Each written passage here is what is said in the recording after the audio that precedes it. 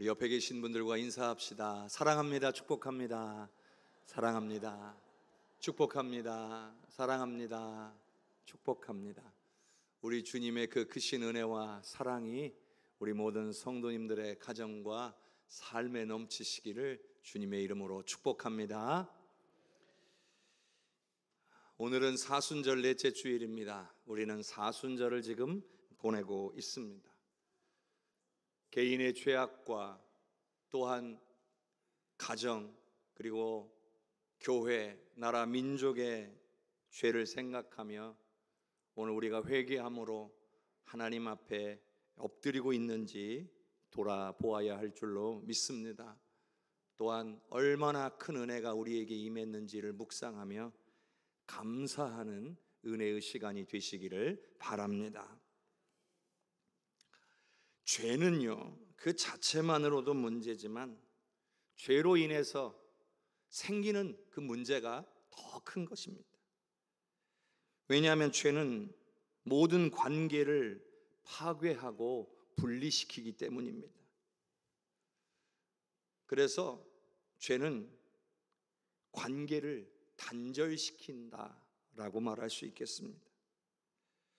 더 이상 만나고 교제할 수 없는 상태가 되었다는 거죠. 죄는 오늘 우리와 하나님 사이의 관계를 단절시켰습니다. 죄를 짓기 전 아담은, 인류의 조상인 아담은 하나님과 정말 아름답고 기쁨이 넘치는 관계를 유지하고 있었습니다. 하나님은 아담을 창조하시고 기뻐하셨고 또한 아담 그 자체로도 기뻐하셨을 뿐만 아니라 아담이 행한 모든 일들을 바라보며 기뻐하셨습니다. 하지만 죄를 짓는 순간 그 모든 것이 파괴되고 말았습니다. 하나님과 아담의 관계가 깨어졌습니다. 또한 이로 인해서 모든 이 땅에 태어나는 사람들은 태어날 때부터 아담의 범죄로 말미암아 하나님을 모르는 상태로 태어나게 된 것입니다. 또 아담이 죄를 짓는 순간 그에게 찾아온 변화는 그가 하나님을 피해서 숨었다는 사실이죠. 하나님이 처음에 아담을 창조하셨을 때에 아담은 벌거벗었지만 부끄러워하지 않았습니다. 있는 모습 그대로 하나님과 동행했습니다. 그러나 범죄한 순간 그들에게 하나님을 향한 두려움과 그리고 자신이 벌거벗었다는 사실에 대한 부끄러움이 찾아오게 된 거죠. 하나님 앞에 당당히 서지 못하게 되었습니다. 또 죄를 범하고 나서 달라진 것이 있다면 죄의 원인을 다른 누군가에게 핑계를 대려고 했다는 사실입니다. 아담은 하와 때문이라고 하와 핑계를 댔고 하와는 뱀 때문이라고 핑계를 댔던 것이죠. 이로 인해서 가장 완벽하고 아름다운 이 부부 공동체, 가정 공동체가 깨지고 말았습니다. 죄에 대한 징계로 인해서 이제는 땀 흘려 수고해야만 먹을 수 있는 그런 상태가 되었습니다. 원래는요, 그동안 죄 짓기 전까지는 수고하지 않아도 얼마든지 자연으로부터 제공되는 먹거리를 먹을 수 있었습니다. 그러니까 이것 또한 인간과 자연과의 관계가 파괴된 것입니다. 처음 하나님 명령하신 대로 자연을 다스리고 관리하는 청지기의 사명을 감당하던 인간이 이제는 자신의 유익을 위해 자연을 파괴하는 존재가 되고 말았습니다. 모든 것이 죄의 결과입니다. 개인의 문제, 가정의 문제, 그리고 이 자연의 모든 문제도 결국 죄로 인한 결과였던 것입니다. 그러므로 죄의 문제를 해결하지 않고서는 그 어떤 관계도 온전히 회복될 수 없다는 것을 뜻하는 것입니다. 요즘 세상을 한번 보십시오. 갈수록 관계가 단절되는 방향으로 가고 있습니다. 이웃과의 소통도 너무나 줄어들었어요. 오죽하면 이 교회 주변에 사시던 어르신께서 아파트 쪽으로 이사 갔다가 너무 답답하고 사람을 만나도 무슨 교류가 있고 그러질 않으니까 매일 이리 놀러 오신다는 거예요. 왜 그렇겠습니까? 소통이 줄어들기 때문에 그래요. 또 과거보다 이혼하는 가정들이 얼마나 많아졌습니까? 심지어 요즘 젊은 세대들 사이에서는 어른들보다 훨씬 더 남녀 간의 갈등이 심해졌습니다. 그러다 보니 이제는 결혼을 원하지 않는 사람들도 늘어나고 있습니다. 자연은 또 얼마나 많이 파괴되었습니까? 사람들이 자연을 이용하고 자신의 유익을 위해서 파괴하다 보니까 정말 이상 현상들이 너무나 많이 일어나고, 우리 같은 경우 지난 한 열흘 정도, 일주일 정도 산불로 얼마나 큰 어려움을 겪고 무려 한 30명이 생명을 잃었습니다. 저 미얀마는 지금 지진이 일어나가지고 1600명이 넘은 사람들이 생명을 잃었습니다. 모든 것이 죄로 인하여 깨어져 버린 관계 때문입니다. 하나님은요, 세상을 창조하시고 사람을 만드셨을 때에 그 사람을 혼자서 살아갈 수 없는 존재로 만드셨어요.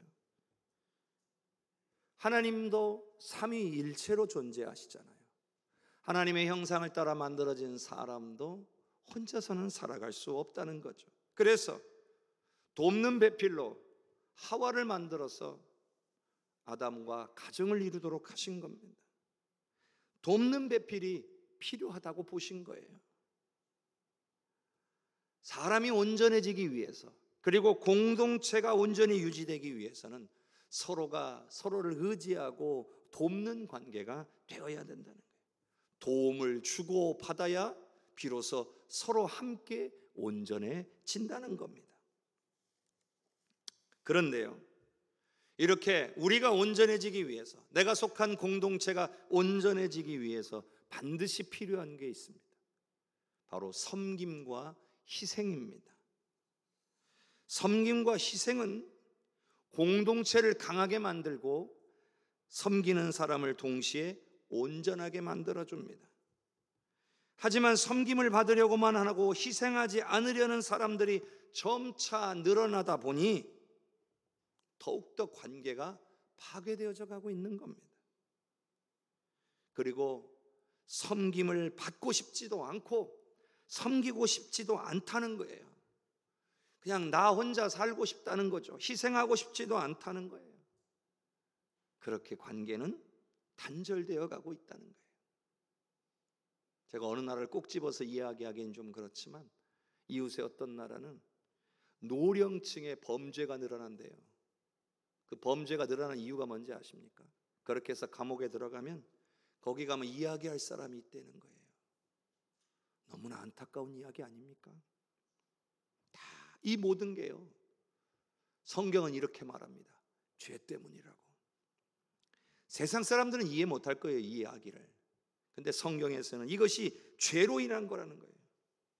이걸 깨달아야 돼요. 지금 오늘 우리 인간들 안에 있는 이 죄성 때문이에요. 그러니 반드시 이 죄의 문제를 해결하고 살아야 우리의 삶이, 우리의 가정이, 우리의 세상이 아름답게 변할 수가 있다는 겁니다.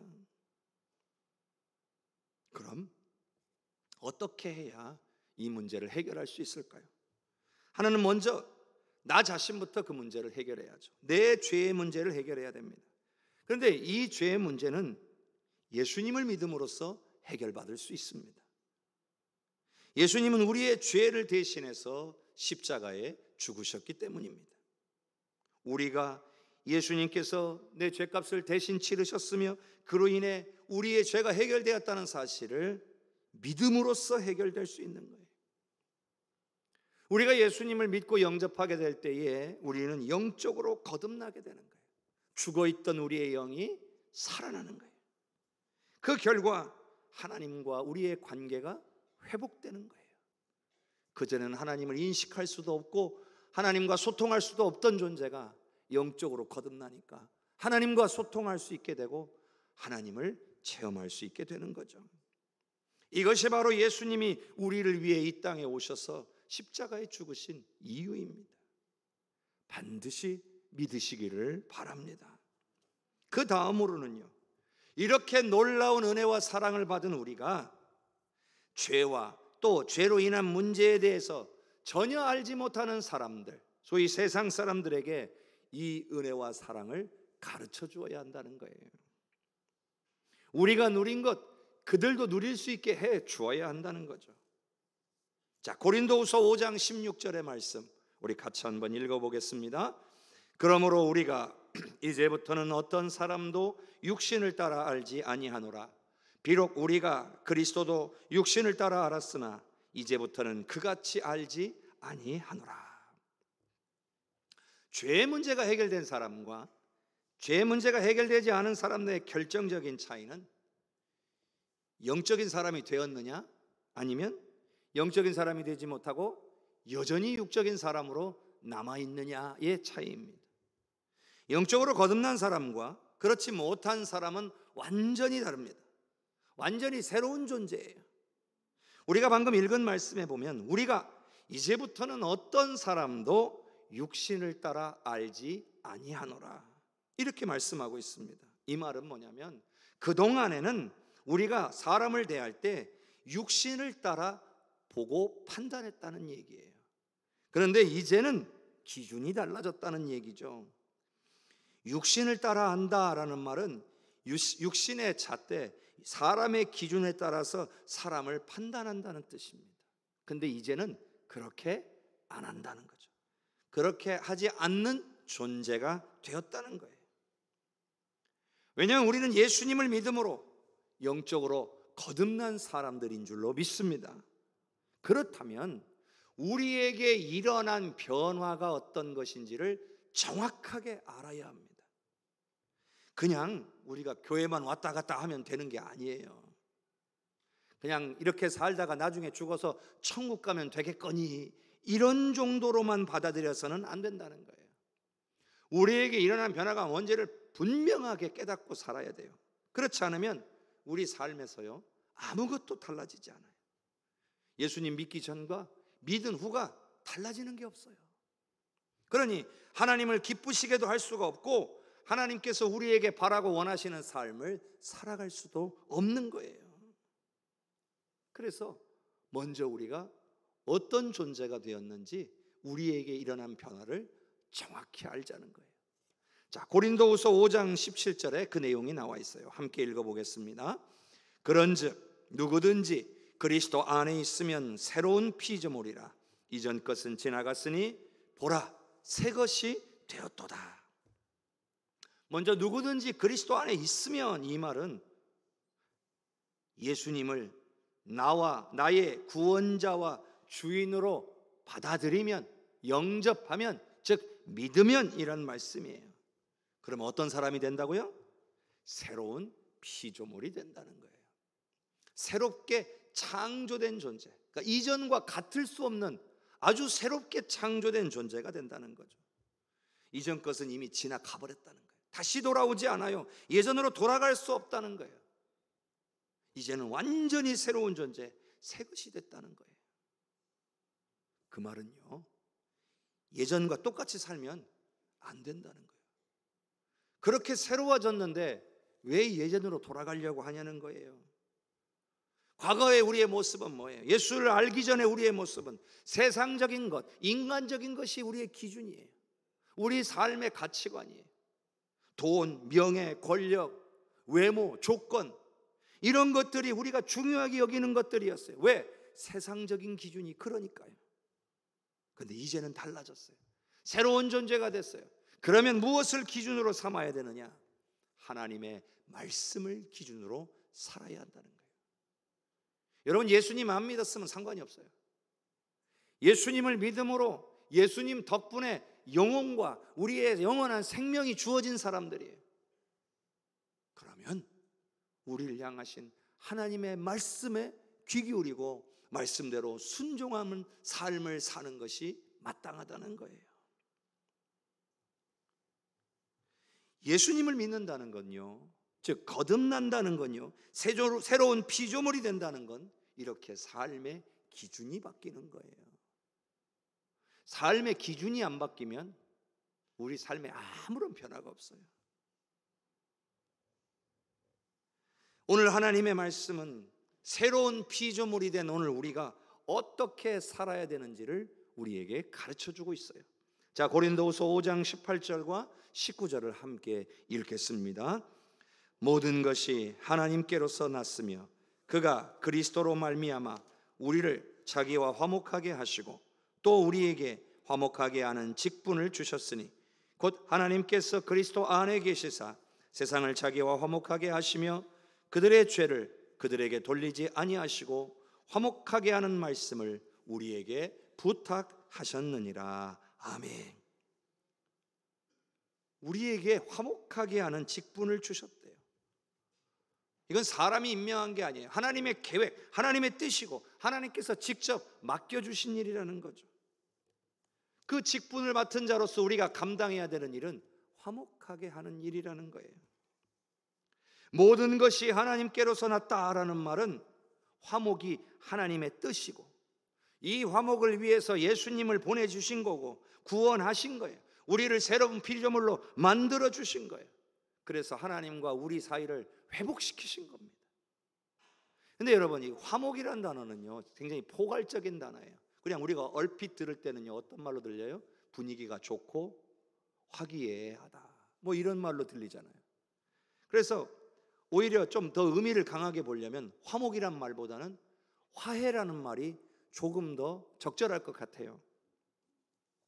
그래서 관계를 회복시키는 거죠. 인간과 하나님 사이의 관계, 사람과 사람 사이의 관계, 사람과 자연과의 관계를 회복하는 거죠. 이게 화목하게 하는 거예요. 그리고 이렇게 화목하게 하는 직분이 오늘 저와 여러분에게 주어져 있다는 말이에요. 우리의 모범이 되신 분이 있죠. 예수님께서는 십자가의 죽으심으로 화목하게 하는 직분을 먼저 감당하셨어요. 그래서 오늘 저와 여러분을 하나님과 화목하게 하신 거고요. 그래서 이제는 우리 하나님의 뜻은 우리를 통해서 하나님과 세상이 화목하게 되기를 원하고 계신다는 거죠. 말하자면 오늘 우리가 하나님과 다른 사람들, 하나님과 온 세상 만물을 화목하게 하는 직분을 받았다는 얘기입니다. 우리가 이 직분을 감당해야 화목하게 된다는 거예요. 오늘 저와 여러분에게 이와 같은 사명을 맡기셨음을 믿으시기를 바랍니다. 그러면 이 화목하게 하는 직분을 감당하려면 어떻게 해야 될까요? 자, 화목하게 하는 직분은 다른 말로 섬김의 직분이라고 말할 수 있습니다. 예수님의 십자가 역시 섬김이에요. 여러분, 우리를 그냥 내버려 뒀어도, 그냥 죄 가운데 죽도록 내버려 뒀어도 누구도 탓할 수 없습니다. 그럼에도 자신이 목숨으로, 예수님께서 목숨으로 우리를 섬겨주신 겁니다. 그 결과 우리가 구원받은 거고요. 여러분, 섬김은요 희생을 전제로 하는 거예요. 희생을 전제로 해요. 희생 없는 섬김은 온전한 섬김이라고 할 수가 없어요. 그런데 요즘 어떻습니까? 언제부턴가 오늘 우리에게서 섬김이 사라져갑니다. 우리 교회도 보면 예전보다 지금이 섬김이 더 많이 줄어드는 것 아닐까요? 더 많이 사랑하고 더 많이 희생하고 더 많이 섬기며 살았는데 요즘은 그보다는 덜해진 것 같아요. 언제부턴가 부부 사이에도 섬김이 사라져가고요, 가정에서 섬김이 사라져가고요, 교회 안에서 섬김이 사라져가고 있습니다. 이제는 희생하려 하지 않는 사람들이 더 많아지고 있어요. 왜 그래요? 앞서 말씀드린 것처럼 오늘 우리 안에 있는 해결되지 못한 죄성 때문이에요. 근데 여러분, 세상 사람들은 몰라요. 그런 원인이 자신들 안에 있는 죄 때문이라는 사실을 세상 사람들은 알지 못해요. 왜? 누구도 가르쳐 준 적이 없으니까요. 그러나 우리는 알아야 돼요. 우리는 신앙인들이니까요. 하나님의 말씀에 그렇게 기록되어 있으니까요. 하나님이 우리에게 이와 같은 것들을 알라고 말씀하시니까요. 우리는 깨달아서 이 문제를 바로 잡아야 돼요. 바로 화목하게 하는 직분을 행해야 되는 거죠.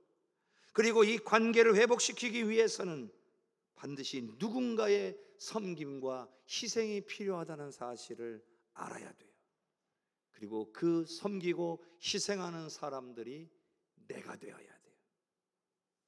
세상의 기준은요, 무조건 올라가라요, 높아져라예요. 그래서 군림하는 자가 되라고 해요. 그러나 성경의 말씀은, 우리 하나님의 말씀은 반대예요. 섬기고 낮아지라는 거예요. 대접받으려면 대접하라는 거예요. 낮아지면 하나님이 높여주신다 말씀이에요. 높아지는 게 우리의 목표가 아니라는 거죠. 예수님이 보여주셨잖아요. 하늘 보좌를 버리시고 인간의 모습으로 이 땅에 오신 것 그 자체가 낮아지심이에요. 본을 보여주신 거예요. 또 제자들에게 말씀하시죠. 내가 너의 주와 선생 되어 너희의 발을 씻겼으니 너희도 서로 섬기는 것이 마땅하다. 그래, 너희가 나를 선생이라 부르고 네가 나를 주인이라고 부른다. 그래, 맞다. 그런데 너희의 스승이고 주인인 내가 나의 종이고 제자인 너희의 발을 씻겼으니 동등한 관계인 너희들끼리 섬기는 건 너무나도 당연한 일 아니냐. 그러니 마땅히 섬겨야 되는 것 아니겠느냐. 우리에게 말씀하고 계시는 거예요. 왜 예수님이 그런 말씀하셨을까요? 그래야 제자들이요, 아름다운 신앙 공동체를, 교회 공동체를 계속 이루고 유지하면서 맡겨진 사명, 복음과 하나님 나라를 위해 주어진 사명을 계속해서 감당할 수 있기 때문이에요. 서로 섬기지 않으면 공동체가 깨질 것을 아셨기 때문이죠. 섬기지 않으면 공동체는 분열되고 파괴됩니다. 결국 하나님의 영광을 위해 쓰임받을 수 없다는 얘기예요. 그러나 반대로요, 내가 섬기면 내 가정이 천국이 되는 거예요. 왜 나를 안 섬겨주냐고 탓하고 있는 게 아니라 내가 섬기면 내 가정이 천국 되는 거예요. 교회도 마찬가지예요. 누가 왜 나를 안 섬겨주느냐가 아니라 내가 섬기면 우리 교회가 천국이 되는 거예요. 내가 섬기면 온 세상이 하나님의 나라가 되는 거예요. 여러분 어떠십니까? 여러분은 섬기는 분이십니까? 희생하는 분이십니까? 화목하게 하는 직분을 감당하는 분이십니까? 오늘 이 말씀은요, 몇몇 사람들에게 주시는 말씀이 아니에요. 우리 장로님들에게만 주시는 말씀이 아니란 말이에요. 봉사하시는 몇몇 직분자들에게만 주시는 말씀도 아니에요. 직분하고는 관계없이 예수 믿는 모든 사람들에게 주시는 말씀임을 기억할 수 있기를 바랍니다. 가정이든요, 교회든요, 어떤 공동체든지 섬기는 사람이 많을수록 건강하고 행복한 공동체가 됩니다. 그러면 그럴수록요, 섬기는 사람들도 행복해집니다. 그런데 섬기려 하지 않고 섬김을 받으려는 사람들이 많은 가정이나 교회나 공동체는 점점 약해집니다. 그리고 자꾸 불평만 합니다. 왜 섬겨주지 않냐고 불평합니다.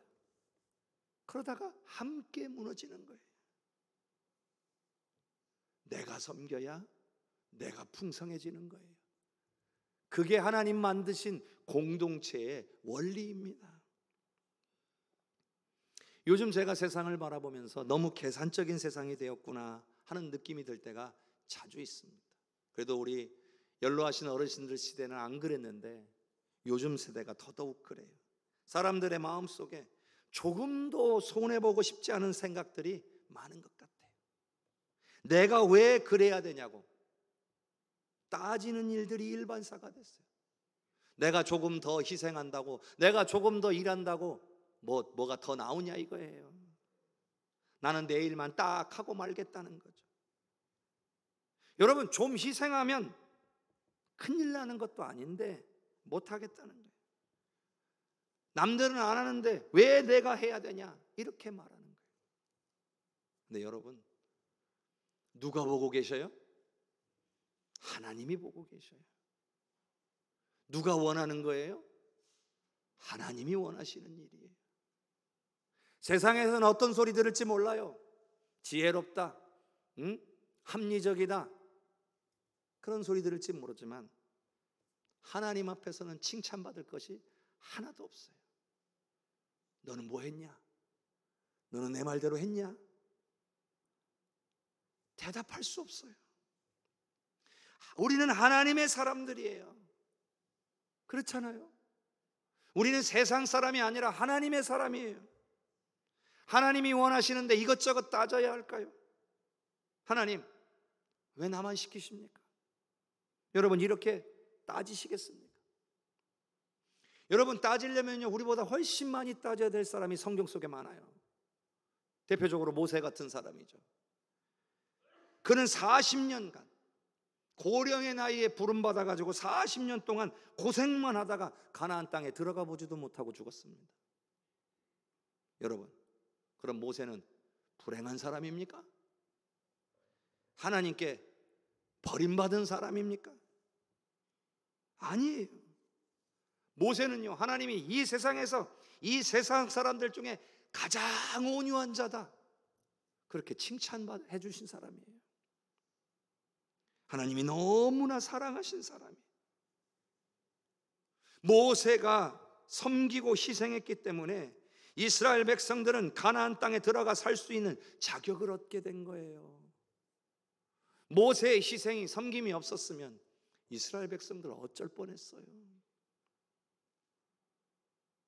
천국에서는요, 그 누구보다도 모세가 더 하나님의 인정과 사랑을 받게 될 거라고 저는 확신합니다. 사랑하는 성도 여러분, 예수 믿는 사람들은 계산하기보다요, 희생하고 섬겨야 합니다. 그게 화목하게 하는 이 직분을 감당하는 방법입니다. 그게 하나님이 기뻐하시는 삶이에요. 희생하고 섬기는 신앙인들이 사라지면 교회도 사라집니다. 구원받지 못하는 사람들이 온 세상에 넘쳐나게 될 겁니다. 여러분, 영혼을 구원하는 일, 희생과 섬김 없이 되겠습니까? 절대로 안 됩니다. 알아서 그들 오지 않습니다. 말 한마디 대충 건네면 오는 것 아니에요. 때 되면 알아서 온다고요? 아닙니다. 그 영혼을 위해 기도해야 되죠. 기도하는데도요, 섬김과 희생이 필요한 거예요. 때로는 필요하면 그 영혼에게 찾아가서 물질로 그들의 필요를 채워줄 수도 있어야 돼요. 내 시간도 낼 수 있어야 돼요. 영혼을 구원하기 위해 섬김과 희생 없이는 안 된다는 거죠. 예수님이 보여주셨잖아요. 우리를 구원하기 위해 예수님은 목숨을 주셨잖아요. 세상도 마찬가지예요. 이 세상을 더 아름답게 가꾸고 다스리며 회복하기 위해서도요, 희생과 섬김이 필요해요. 예를 들면 일회용품도 안 쓰려고 노력해야 돼요. 플라스틱도 최대한 안 쓰려고 노력해야 돼요. 그냥 나 편하려고 막 쓰다 보면 어떻게 이 자연이 회복될 수 있겠느냐는 거예요. 사랑하는 성도 여러분, 주변부터 시작하시기를 바랍니다. 여러분의 가족을 사랑으로 섬기시기를 바랍니다. 주변에 있는 불신 영혼들을 사랑으로 섬기시기를 바랍니다. 교회 안에 있는 성도님들을 관심과 사랑으로 섬기시기를 바랍니다. 그리고 여러분의 주변의 환경을 보호하고 보존하기 위해서 힘쓰시기를 바랍니다. 그것이 바로 우리에게 화목하게 하는 직분을 맡겨주신 하나님의 뜻을 이루는 길이 될 줄로 믿습니다. 그 직분을 온전히 감당함으로 하나님께 칭찬받는 성도님들 되시기를 주님의 이름으로 축복합니다.